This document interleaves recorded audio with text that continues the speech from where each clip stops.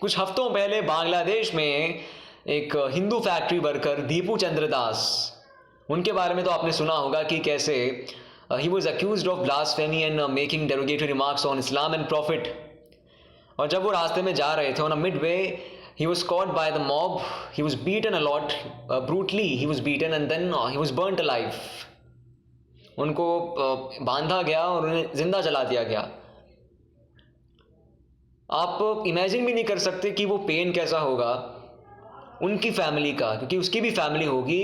और दीपू चंद्र दास was just 24 years गाय, एक minority worker. सबसे पहले तो मैं ये बता दूं कि जो मेन स्ट्रीम मीडिया है हमारे इंडिया की, उनको ये मौका मिल जाता है इन सभी इंसिडेंट्स के थ्रू कम्युनल हेट्रेट फैलाने का, हिंदू मुस्लिम करने का। तो प्लीज़ कोई भी पर्टिकुलर रिलीजन को टारगेट ना करे। ये आज एक हिंदू माइनॉरिटी के साथ हुआ है बांग्लादेश में, कुछ साल पहले एक मुस्लिम माइनॉरिटी के साथ भी हुआ था झारखंड में तबरेज़ अंसारी के साथ। और किसी के भी साथ हो, किसी भी माइनॉरिटी के साथ, सोशली बैकवर्ड ग्रुप के साथ, इंसान के साथ हो, हमें किसी भी पर्टिकुलर रिलीजन को, कास्ट को टारगेट करने के बजाय हमें उस इंसान को सज़ा देने के बारे में सोचना चाहिए।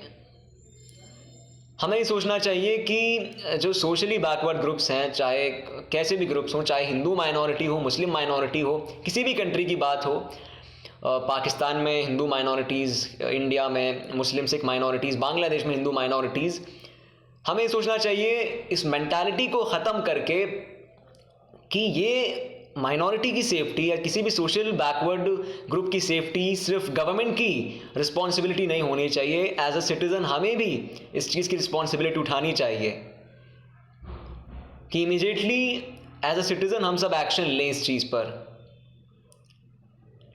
ये किसी भी कंट्री पे ये बात लागू होती है, चाहे इंडिया हो, पाकिस्तान हो, बांग्लादेश हो।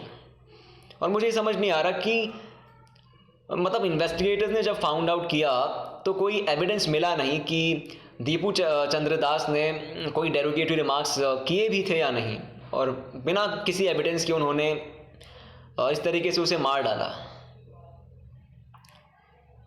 बस आप इतना जान लीजिए कि यार आप कोई डिसीजन लेने वाले नहीं हो, आपको कोई डिसीजन लेने की पावर नहीं है, ये पावर अथॉरिटीज़ के पास ही है। अगर कोई डेरोगेटरी रिमार्क्स करता भी है, मुस्लिम हो, हिंदू हो, तो उसे सज़ा देना अथॉरिटीज़ का काम है, आपका नहीं। सिर्फ इतनी सी बात समझो यार, किसी की ज़िंदगी बर्बाद हो जाती है।